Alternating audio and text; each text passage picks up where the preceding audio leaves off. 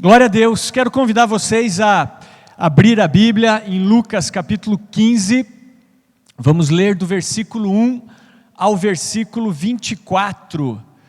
Lucas capítulo 15, do versículo 1 ao versículo 24, você pode acompanhar aqui no telão também.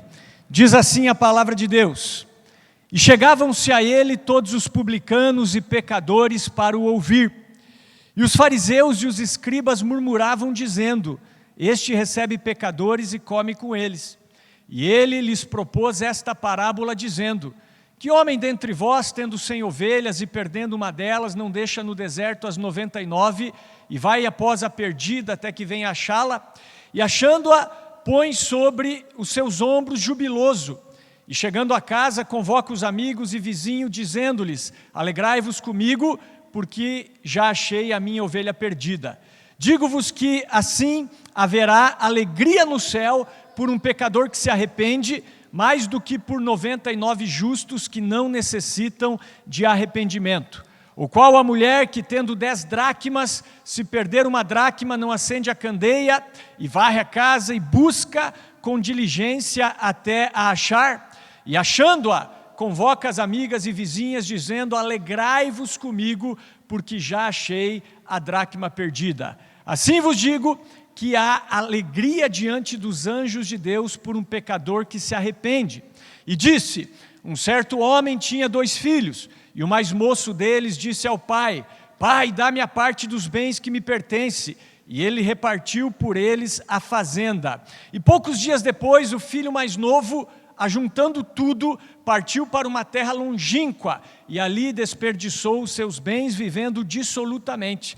E havendo ele gastado tudo, houve naquela terra uma grande fome, e começou a padecer necessidades. E foi, e chegou-se a um dos cidadãos daquela terra, o qual o mandou aos seus campos, para os seus campos, a apacentar porcos, e desejava encher o seu estômago com as bolotas que os porcos comiam, e ninguém lhe dava nada. E tornando em si, disse: Quantos jornaleiros ou empregados de meu pai têm abundância de pão, e eu aqui pereço de fome? Levantar-me-ei e irei ter com meu pai, e dir-lhe-ei: Pai, pequei contra o céu e perante ti, já não sou digno de ser chamado teu filho. Faze-me como um dos teus jornaleiros. E levantando-se foi para o seu pai. E quando ainda estava longe, viu seu pai, e se moveu de íntima compaixão, e correndo, lançou-se-lhe ao pescoço e o beijou. E o filho lhe disse: Pai, pequei contra o céu e perante ti, já não sou digno de ser chamado teu filho. Mas o pai disse aos seus servos: Trazei depressa a melhor roupa e vestilho, e ponde-lhe um anel na mão e alparcas nos pés. E trazei o bezerro cevado e matai-o, e comamos e alegremo-nos, porque este meu filho estava morto e reviveu, tinha se perdido e foi achado. E começaram a alegrar-se. Amém, queridos? Bem, hoje nós iniciamos uma nova série de mensagens sobre as parábolas de Jesus. O Novo Testamento, ele mostra que Jesus, ele ensinava muito por parábolas. Em Mateus capítulo 13, versículo 34, diz que nada ensinava sem parábolas. Mais ou menos 1/3 dos seus ensinamentos foram realizados dessa maneira. Inclusive, estudando o Novo Testamento, ontem eu contei 55 parábolas de Jesus. Mas o que são parábolas? Preste atenção. As parábolas são histórias contadas para explicar verdades muito maiores. O termo vem do grego parabolé, que significa colocar ao lado. Ou seja, é como contar uma história ao lado de outro ensino para explicar aquilo que de fato nós queremos ensinar. É como uma ilustração, é como uma metáfora, né? Os gregos, eles também usavam muito histórias, mas eles chamavam essas histórias de mitos. Então os gregos, eles criaram os mitos para que eles pudessem ensinar verdades de uma maneira ilustrativa. Então Jesus, ele ensinava dessa maneira, ele ensinava contando parábolas. E eu acredito que Jesus ensinava por parábolas por dois motivos. Um motivo é o motivo que eu interpreto dessa maneira. O outro motivo está claro na Bíblia. O primeiro motivo pelo qual eu acredito que Jesus ensinava por meio de parábolas era o objetivo de ser interessante. Porque quando você ensina através de uma história, através de uma ilustração, você ensina de uma maneira interessante. Isso chama a atenção das pessoas. Por exemplo, nós, quando estamos aqui pregando, nós percebemos, quando nós vamos contar uma história, quando nós vamos contar uma ilustração, a atenção da igreja fica bem mais focada. Por quê? Porque todo mundo gosta de uma boa história. Então Jesus ele contava histórias, ou seja, ele pregava através de parábolas, porque era uma maneira interessante, uma maneira prática, uma maneira fácil de as pessoas gravarem o seu ensinamento. Tanto é assim que a Bíblia fala que as multidões ouviam Jesus com prazer. Ou seja, Jesus não era chato, Jesus não era monótono, não era aquela pregação que você tinha vontade de dormir, por exemplo. E um dos motivos é porque Jesus pregava usando ilustrações, usando parábolas. Esse é o primeiro motivo. O segundo motivo pelo qual Jesus ensinava por meio de parábolas está em Mateus 13, a partir do versículo 10. Depois de contar a parábola do semeador, Jesus ele se une aos seus discípulos. E os discípulos, eles perguntam para Jesus, perguntam assim: Senhor, por que o Senhor fala por meio de parábolas? E aí Jesus disse assim: porque a vocês é dado conhecer os mistérios do reino de Deus, mas a eles não lhes é dado, porque ao que tem, mais se lhe dará e terá em abundância, mas o que não tem, até o que se tem, lhe será tirado. Eles ouvindo não ouvem, eles vendo não enxergam, e se cumpre neles a palavra de Isaías, que diz: esse povo me honra com os lábios, mas o seu coração é endurecido, o seu coração está longe de mim. Então eles ouvem a minha palavra, mas não lhes é revelado a verdade, ou seja, é um código que eu estou pregando, e eles não se arrependem. Por incrível que pareça, Jesus pregava por parábolas para que pessoas não se arrependessem, aquelas pessoas de coração duro, aquelas pessoas que de alguma maneira estavam totalmente fechadas para o Evangelho e para o reino de Deus. Jesus dizia: a essas pessoas não será revelada a verdade. Mas Jesus disse: mas bem-aventurados são vocês, porque os olhos de vocês enxergam. Bem-aventurados são vocês, porque os ouvidos de vocês compreendem aquilo que eu tenho a dizer. E aí Jesus passa a explicar a parábola do semeador para os seus discípulos. Então muitas parábolas, elas foram ensinadas, as pessoas ouviram, mas elas não entenderam aquilo que estava por trás do ensinamento de Jesus. Aquilo que está por trás do ensinamento de Jesus é dado a conhecer aos seus discípulos, aos seus escolhidos.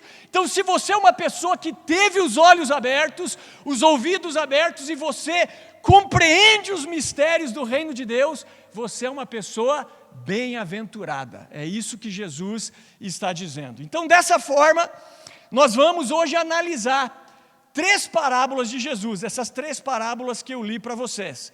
A parábola da ovelha perdida, a parábola da dracma ou da moeda perdida e a parábola do filho pródigo. É claro, eu não vou expor em detalhes essas 3 parábolas para vocês, mas eu quero enfatizar o ponto principal dessas 3 parábolas. Eu tenho até outras ministrações, por exemplo, sobre a parábola do filho pródigo. É muito rica essa parábola, mas na minha opinião, no coração dessas 3 parábolas está a alegria. A palavra-chave dessas 3 palavras é a alegria no céu. Então, se eu fosse dar um tema para essa mensagem, e na verdade eu dei, o tema é alegria no céu. Qual o tema?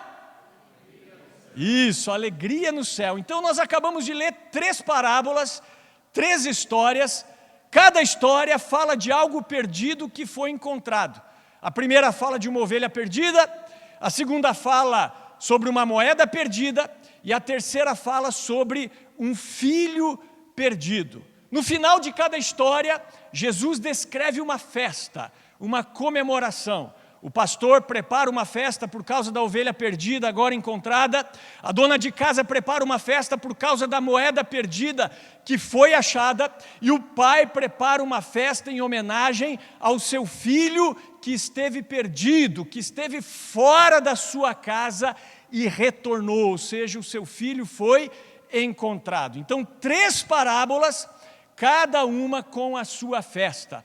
3 histórias, cada uma mostrando a mesma ideia, a alegria por encontrar algo que estava perdido. Então, quando o pastor encontra a ovelha perdida, diz a parábola que ele coloca alegremente nos seus ombros e vai para casa. Quando ele chega em casa, ele reúne os seus amigos, os seus vizinhos e diz: alegrai-vos comigo, porque eu encontrei minha ovelha perdida. Versículos 5 e 6. Quando a dona de casa encontra a moeda perdida, ela também reúne as suas amigas, as suas vizinhas e diz: alegrem-se comigo, pois eu encontrei a minha moeda perdida. Versículo 9. E quando o pai do filho pródigo o recebe em casa, ele diz: vamos fazer uma festa e alegrar-nos, pois este meu filho estava morto e voltou à vida, estava perdido e foi achado. E começaram a festejar o seu regresso. Versículos 23 e 24. Agora, o que Jesus está falando nessas 3 parábolas? Trazendo isso para a nossa vida, para o nosso contexto e para o mundo espiritual. Quando um perdido é achado, quando um pecador se arrepende, quando uma pessoa se converte, verdadeiramente há alegria no céu diante dos anjos de Deus. Jesus se alegra e o céu festeja quando uma pessoa ela se converte verdadeiramente. Então vamos pensar aqui, vamos ilustrar um pouquinho essa mensagem. Imagine que você jovem, né, ou você pai aí de um jovem, né? Esse jovem passa no vestibular da Federal, vamos pensar assim, mas em primeiro lugar geral. O cara cursou medicina, foi o primeiro lugar geral. Pô, vai haver uma festa, não vai? O camarada vai querer se jogar na lama, né? Até o pai vai se jogar, vai rapar o cabelo, você vai ganhar um carro, vai dar entrevista, com certeza você vai ter alguns minutos de fama. Além disso, a sua família, os seus vizinhos, os seus conhecidos vão festejar essa conquista. Mas apesar de todo esse entusiasmo natural, eu quero dizer para vocês que os pratos da festa celestial continuam na geladeira. Não vai haver festa no céu por causa dessa conquista. Quem sabe o máximo que os anjos digam é: poxa, que beleza, né? Deus abençoou ali seu filho, parabéns, o cara se dedicou, fez por merecer, mas não haverá festa no céu por causa dessa conquista. Vocês entendem? Nós podemos nos formar, abrir o nosso próprio negócio, receber uma promoção no emprego, receber um chamado ministerial, quitar todas as nossas dívidas, enfim, nós podemos alcançar todas as nossas metas pessoais, mas nada disso gera tamanha alegria no céu como a conversão de um pecador. Quando um pecador se arrepende, isso é motivo de festa nos céus. Então, quando uma alma é salva, Deus e os anjos se alegram, o céu festeja. Quando um pecador se arrepende, o céu explode de alegria. Então, quando um filho pródigo, que se afastou do verdadeiro caminho, retorna à casa do pai, os anjos devem dizer: tragam as bexigas, o refrigerante, a língua de sogra, os salgadinhos, as cornetas, porque hoje é dia de festa nos céus. É isso que essas parábolas estão mostrando, que há alegria diante dos anjos de Deus por um pecador que se arrepende. Porém, quando o perdido não é achado, quando o pecador não se arrepende, quando não há verdadeira conversão, os céus devem se decepcionar, né? Então, por exemplo, se nós estivermos aqui em, 80 pessoas hoje, né? Vou dar um exemplo hipotético, né? E uma pessoa hoje, ela aceitar o Senhor como Senhor da sua vida, se arrepender, né, dos seus maus caminhos, se voltar para Deus, isso gera muita alegria no céu. Na verdade, isso é o que gera alegria no céu. Isso gera muito mais alegria do que os outros 79, por exemplo, que não necessitam de arrependimento. Então é claro, quando você se arrependeu, quando você entrou nesse processo de salvação, que é o arrependimento e a fé em Jesus, houve festa por você. Mas agora, se nós quisermos gerar alegria no céu, nós precisamos clamar e nós precisamos buscar achar o perdido, aquele que necessita de arrependimento. Agora veja, a alegria é pelo arrependimento de um pecador. Então a gente precisa entender o que é arrependimento.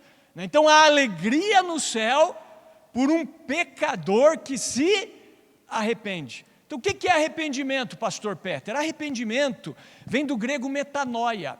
Metanoia significa uma mudança de pensamento, uma mudança de mente. Então o arrependimento ele sempre vai envolver 3 coisas na nossa vida. Primeiro, pensamento, cognição. Segundo, emoção. E terceiro, ação. Se você prestou atenção ali na parábola do filho pródigo, do versículo 17 ao 20, quando o pródigo ele estava ali cuidando de porcos, e os porcos são animais imundos na Bíblia, os judeus, eles não criavam porcos, não comiam porcos, então com isso, Jesus está mostrando que aquele filho chegou numa posição deplorável, e quando ele estava ali, ele começou a desejar comer as bolotas dos porcos, e ali diz a Bíblia que ele caiu em si. Isso fala de cognição, fala de pensamento. Ele caiu em si, ele pensou, peraí, meu pai tem muitos empregados, e eu aqui passando necessidade, primeiro envolveu o pensamento. E aí ele disse consigo, eu vou me levantar, e eu vou voltar para casa, e eu vou dizer, eu não sou digno de ser chamado teu filho, faz de mim como um dos teus empregados. Isso não pode ter acontecido sem emoção. Quando ele pensou nisso, isso deve ter envolvido emoção. E terceira coisa, ação. Ele se levantou e voltou para casa. Então isso é arrependimento.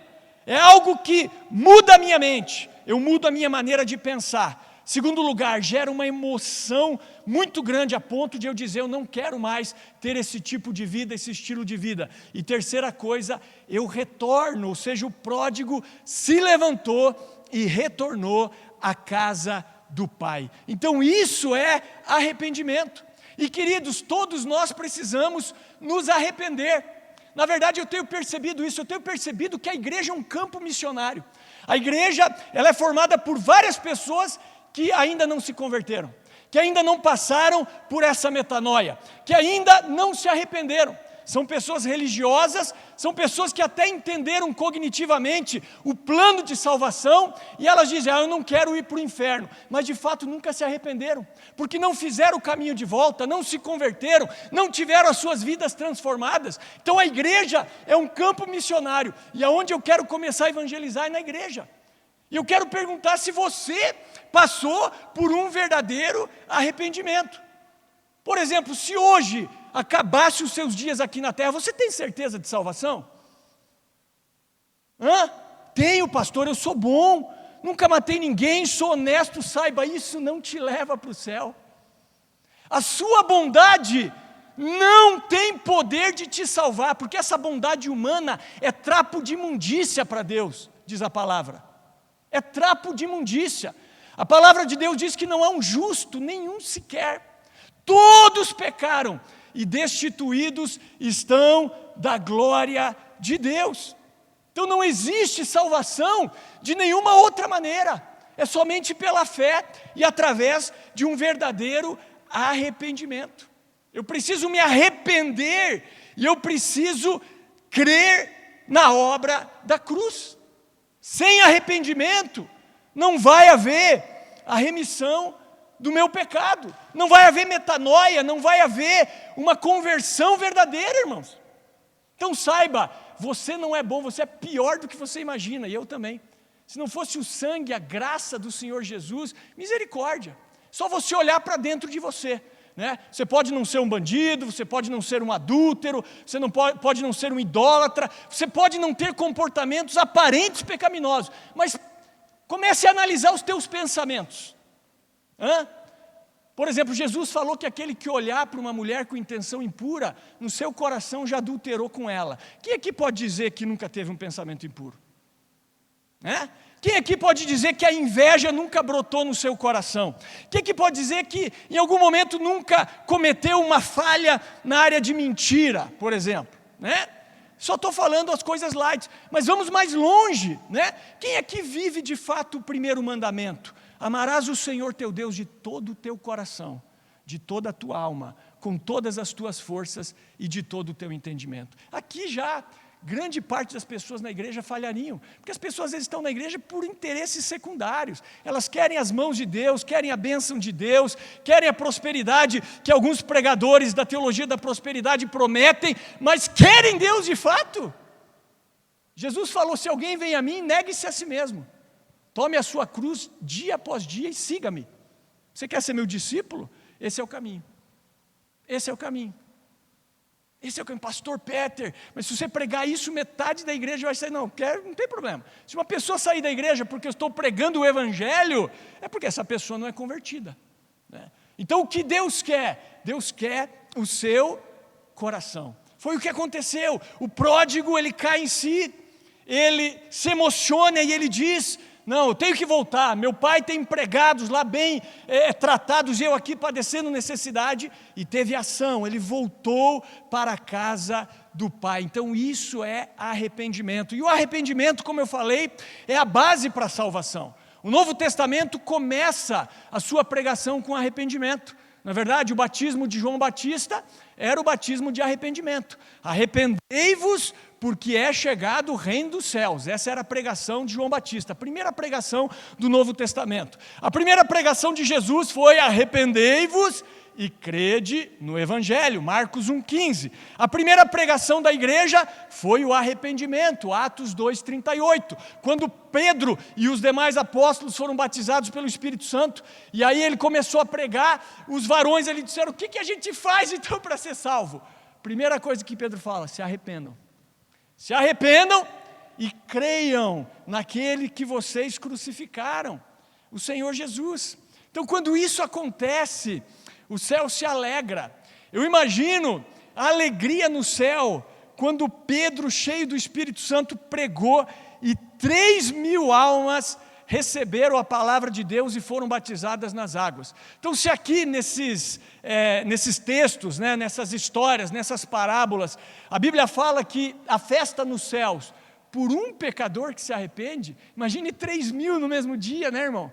Pedro pregou, 3.000 almas se arrependeram, foram batizadas. Imagine a explosão espiritual. Imagine o reino das trevas nesse momento, foi uma bomba atômica sendo jogada ali nos principados, nas potestades, nos poderes desse mundo tenebroso, nas forças espirituais da maldade, nas regiões celestiais. E isso também me deixa feliz, porque quando eu me converti, eu acredito que houve uma festa nos céus por minha causa, se você passou por isso e se arrependeu de fato, com certeza houve festa nos céus por tua causa. Então, se você não ainda se decidiu totalmente por Cristo, se você ainda não teve o seu coração regenerado, se você ainda não se arrependeu dos seus pecados, ou se você é um filho pródigo, hoje é dia de voltar para casa. Hoje é dia de voltar para casa. E tem pródigos que não saíram da igreja. Então talvez você seja um filho pródigo dentro da igreja, um desviado dentro da igreja. Se você é um desviado dentro da igreja, vive em pecado, vive em fornicação, vive em prostituição, é dia de voltar para casa. Um recadinho para os jovens aí que vivem como casados e não são casados: eu estou vivendo um romance. Não, você está vivendo um pecado. Você está em pecado, e esse pecado, diz a palavra, que vai fazer com que você não herde o reino dos céus. Então, hoje Deus te chama ao arrependimento, corrija a tua vida. Os casados aqui, acerta aí a situação. Se você tem algum problema, Deus nos chama para quê? Para o arrependimento, amém? Então, quem sabe você nunca foi homenageado com uma festa, as suas conquistas talvez nunca mereceram isso, mas Deus quer fazer uma festinha para você, pode ter certeza, Os anjos, eles não veem a hora de comemorar no céu o arrependimento dos pecadores, amém? Então, nesse sentido, Jesus ele dá muita importância à salvação. Na verdade, foi para isso que ele veio, né? Para achar os seus filhos perdidos, para salvar os seus eleitos que estavam mortos em delitos e pecados. E eu pergunto, então, como é que nós podemos colaborar com isso, né? Você que é salvo, puxa, eu gostaria de colaborar com Deus, de ser um colaborador de Deus nesse processo de gerar festa nos céus. Então, para isso, queridos, nós precisamos de um coração como o coração de Jesus. Porque muitas vezes nós não estamos alcançando o perdido, porque o nosso coração ainda não é um coração como o coração de Cristo. Como era o coração de Cristo, ou como é? O coração de Cristo é um coração apaixonado. Apaixonado em primeiro lugar pelo Pai, por Deus, em segundo lugar pelos perdidos. Jesus ama os seus filhos perdidos. Então, quando nós temos um coração como o coração de Jesus, nós vamos ter comunhão com o Pai, mas nós vamos também orar, buscar aquele que se perdeu.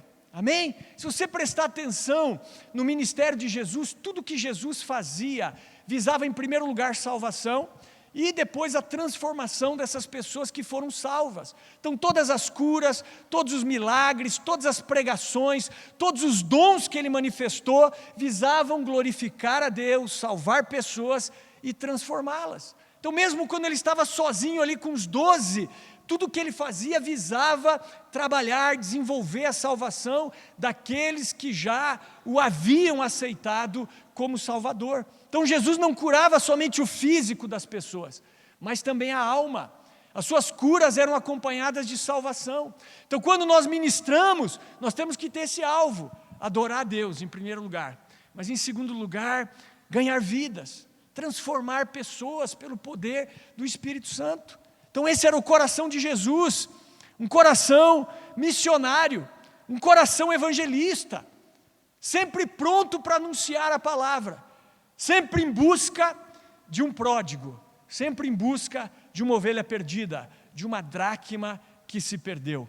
Então assim deve ser você e eu também. Então, por exemplo, você trabalha, talvez aí num contexto secular, bem provável. Então você está na sua empresa. Quero dizer que Deus não te colocou nessa empresa só para ganhar vida, não. Só para que você pague as suas contas, só para que você tenha recursos financeiros para manter a sua casa. Não, ali é o teu campo missionário. Ali é o local onde você deve dar testemunho. Ali é o local onde você deve buscar os perdidos. Se Deus te colocou ali, ali existem perdidos, filhos pródigos, pessoas que se desviaram, e o objetivo de Deus, através de você, é alcançar essas pessoas. Aí você mora e você tem vizinhos ali onde você mora, próximo a você, sei lá, no seu conjunto, esses vizinhos também são um campo missionário. Então é assim que nós devemos ver o mundo. O mundo é o nosso campo missionário. Aonde nós vamos, nós temos que ter esse coração evangelista. Então, como gerar festa nos céus? Tendo esse coração. Esse coração como o coração de Jesus. E é isso que falta muitas vezes para nós como cristãos.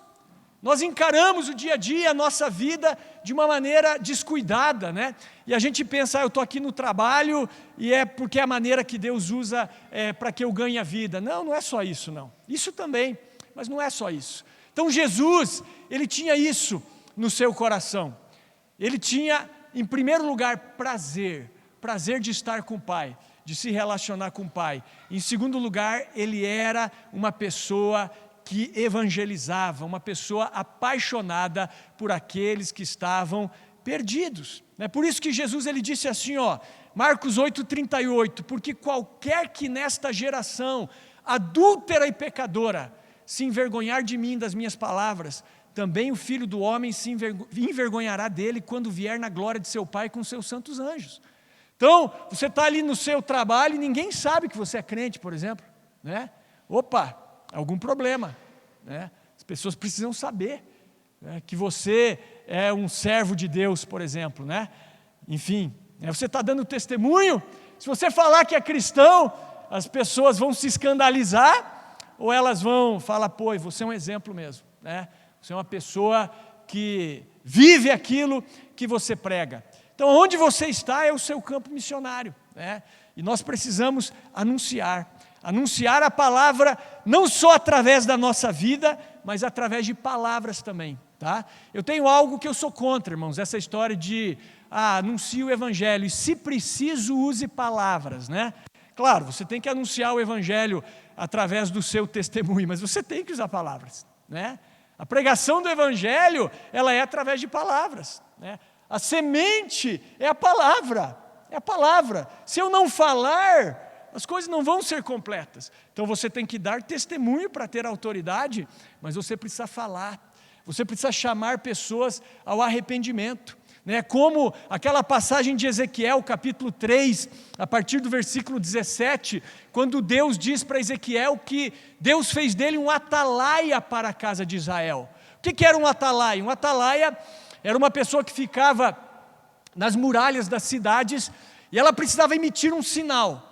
Digamos, ele avistou o inimigo se aproximando. Ele tinha que dar um sinal para que as pessoas da cidade, para que o exército se preparasse para combater o inimigo. Se o inimigo se aproximasse e o atalaia não desse o sinal, ele fosse negligente, a culpa cairia sobre ele. Então Deus diz: Ezequiel, você atalaia sobre a casa de Israel. Se o ímpio estiver no pecado e eu disser que ele vai perecer, você tem que avisar que ele vai morrer. Se você avisar que ele vai morrer e ele se arrepender, você ganhou ele. Se você avisar que ele vai morrer e ele não se arrepender, o sangue dele cai sobre ele, porque você avisou. E se ele morrer e você não avisar, o sangue dele cai sobre você. Estão entendendo? Então tem pessoas que Deus colocou na tua vida para você pregar o evangelho. Se essas pessoas morrerem e você não anunciar para elas, basicamente é isso que Deus está dizendo: o sangue delas eu vou requerer de você, porque você estava ali para isso. Agora, se você evangelizar e essas pessoas negarem a palavra de Deus, beleza, o sangue delas recai sobre elas. E se você evangelizar e ganhá-las, beleza, você ganhou um pecador. Você tem ali uma pedrinha na sua coroa. Então a melhor coisa que nós podemos fazer por alguém é falar de Jesus para ela. Então essas 3 parábolas, apesar de serem muito ricas e trazerem outros princípios, o coração dessas 3 parábolas fala sobre a alegria no céu, a alegria por um pecador que se arrepende. Então, por exemplo, imagine que você conhece o segredo para a cura do câncer ou da AIDS. Tá? Vou dar um exemplo hipotético aqui. Seria um pecado se você guardasse isso só para você. Na verdade, isso seria um crime. Você conhecer, você ter o segredo para a cura dessas doenças e você não abrir, né? Da mesma maneira, quando nós falamos do mundo espiritual, né? Você sabe o caminho, não sabe? Estou te explicando aqui o caminho para que um pecador passe a eternidade na presença de Deus. É ele se arrepender dos seus pecados e é ele passar pela cruz, é ele ter fé, ele crê na obra redentora de Jesus na cruz do Calvário. Não existe outro caminho, não existe outro mediador, somente Jesus Cristo. Então é um grande pecado quando nós guardamos isso para nós. Até porque você sabe, né, a gente fala sobre a volta de Jesus, mas a volta de Jesus ela só vai ocorrer quando o mundo inteiro ouvir a pregação do Evangelho, né? Quando o Evangelho chegar em todas as nações, em todas as partes do mundo, então realmente virá o fim. É claro que acredito que poucas pessoas hoje ainda não tiveram esse contato com o Evangelho, mas é o que falta talvez para que Jesus retorne. Então o nosso coração tem que ser esse coração evangelista, apaixonado por Deus, apaixonado por esses perdidos, para que eles sejam achados, né?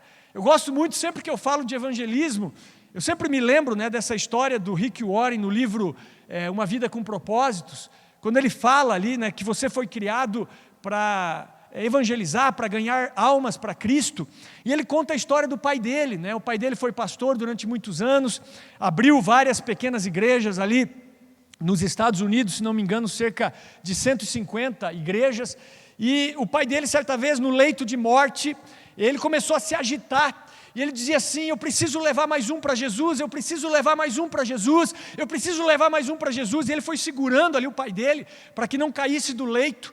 E quando o pai dele viu que não tinha condições, ele não ia sair daquela situação, ele se acalmou, pôs a mão na cabeça do filho e disse: filho, leve mais um para Jesus. E ele falou: e eu tomei isso como missão da minha vida, né? E esse pastor, hoje ele tem uma igreja muito grande, né, nos Estados Unidos, e várias igrejas também que foram consequências desse seu trabalho, porque ele entendeu a sua missão de vida, né, que é anunciar o evangelho aos perdidos. Amém, queridos? Então o que nos falta hoje? Paixão, fogo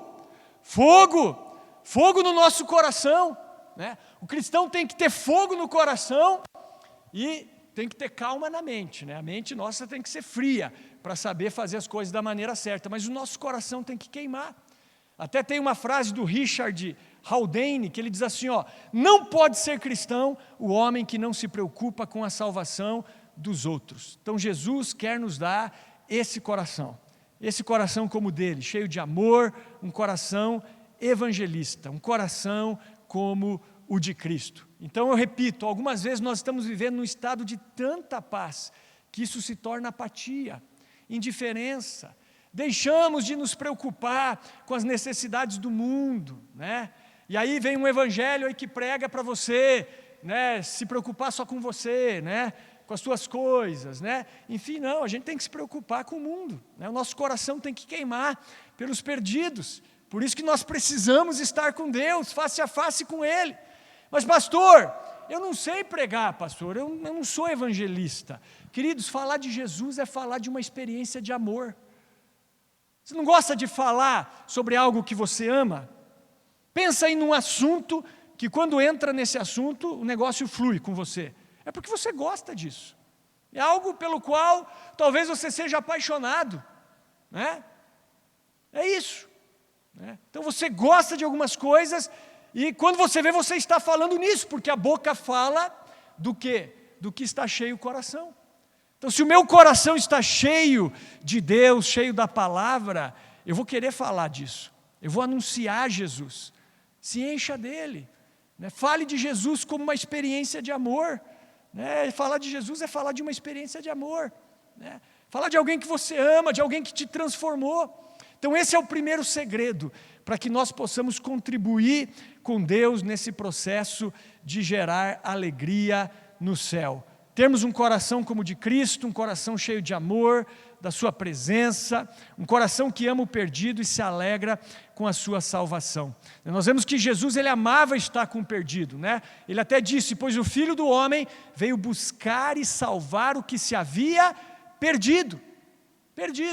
Então, na verdade, nós sempre fomos filhos de Deus, é que a gente estava perdido, né? Deus, ele veio para nos resgatar, e esse é o objetivo final da Bíblia, resgatar todos os seus filhos que estão perdidos. Então, se tivermos um coração como o coração de Cristo, nós vamos buscar isso e nós vamos contribuir para que haja alegria nos céus, amém? Tem até uma frase aqui do Joy Blinco, que ele dizia assim: você não toma a decisão de empenhar-se em levar homens a Cristo, você escolhe a Cristo e imediatamente encontra-se nessa atividade. Quando você aceita Cristo como teu Senhor, você se tornou um missionário automaticamente. Não é escolha sua, faz parte do processo. A partir do momento que eu me converto, eu sou chamado para ganhar almas, para ser um missionário. Posso ouvir um amém aí, irmãos?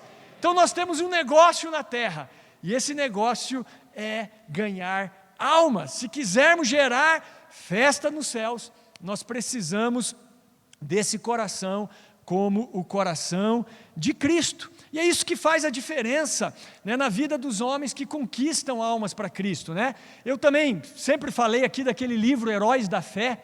O livro Heróis da Fé, escrito pelo Orlando Boyer, ele conta a história de 20 homens que assim revolucionaram, né, os seus países, a geração em que eles viveram, né? Então um livro muito bom, esse Heróis da Fé. E uma característica de todos aqueles heróis da fé é que eram homens de intensa oração, Eu já contei aqui, por exemplo, como que morreu o Davi Livingstone, que foi um missionário, se não me engano, escocês, mas ele serviu em Chitambo, numa aldeia em Chitambo, em Ilala, uma coisa assim, nem sei que região que era. E quando encontraram esse missionário morto, ele estava de joelho ao lado da sua cama. Então ele orou enquanto viveu e ele morreu orando. Os caras, eles eram impressionantes. Por isso que a gente tem falado, a gente tem que intensificar a oração na igreja. Inclusive aí, irmãos, mudou o culto, mas tem oração 9 horas ali, tá? Quando era 6h30, era 6 horas. Hoje já diminuiu a frequência. Continua a oração, 9 horas aqui na igreja, meia hora antes. As reuniões de oração continuam. Nós temos visto milagres aqui na nossa igreja e muitos a gente tem visto respostas de oração tremendas de Deus aqui. Então nós precisamos orar, passar tempo com Deus. Quanto mais tempo nós nos enchemos, nós passamos com Deus, mais nós vamos ter autoridade para falar de Jesus às pessoas. Amém? Então quando você passa muito tempo em comunhão com o Senhor, os seus pensamentos, as suas atitudes, a sua maneira de agir serão semelhantes às de Cristo, não é verdade?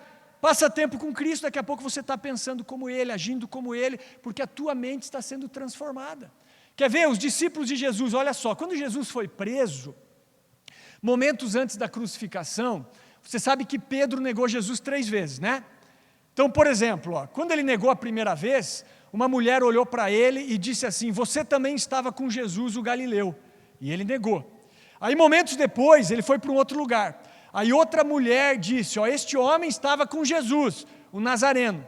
E novamente ele negou. E aí pouco tempo depois, chegaram algumas pessoas a ele e disseram: certamente você é um deles, o seu modo de falar o denuncia. Olha só, como que eles reconheceram que Pedro era discípulo de Jesus? Teu jeito de falar me mostra que você andava com o Nazareno, que você andava com Galileu. Então é assim, as pessoas olham para você e dizem: cara, eu via, você é diferente, você tem uma coisa que eu não tenho. As pessoas reconheceram que Pedro era discípulo de Jesus pela maneira de falar. 3 anos andando com Jesus, ele já havia sido ali, digamos, condicionado a se comportar, a falar como Jesus. Então assim também deve ser a nossa vida. Há quanto tempo você tem andado com Jesus? E as pessoas podem ver Jesus em você, olham para você e dizem: você é um deles, você é um deles. Se vier perseguição sobre, sobre a terra, sobre a nação, cara, não vai ter muito como a gente se esconder não, porque a gente vai manifestar o reino de Deus. Então o primeiro segredo é ter esse coração como o coração de Cristo. Já estou finalizando, agora vou ser bem breve. O segundo segredo para gerarmos festa no céu é a própria oração mesmo. Mas aqui não estou falando dessa oração de comunhão, para que eu desenvolva essa mente de Cristo. É a oração intercessória. É você orar por essas pessoas que não conhecem o Senhor Jesus. Então eu até entendo você ter dificuldade de evangelizar, mas você não pode ter dificuldade de falar dessas pessoas para Jesus. Eu tenho certeza que, antes de me converter, tenho certeza, pessoas oraram por mim. Pode ter certeza que pessoas oraram por você. Pessoas que talvez você nem imagine. Estavam orando por você, por mim. E Deus respondeu essas orações. Então pense aí, quantas pessoas você conhece hoje que necessitam de Cristo?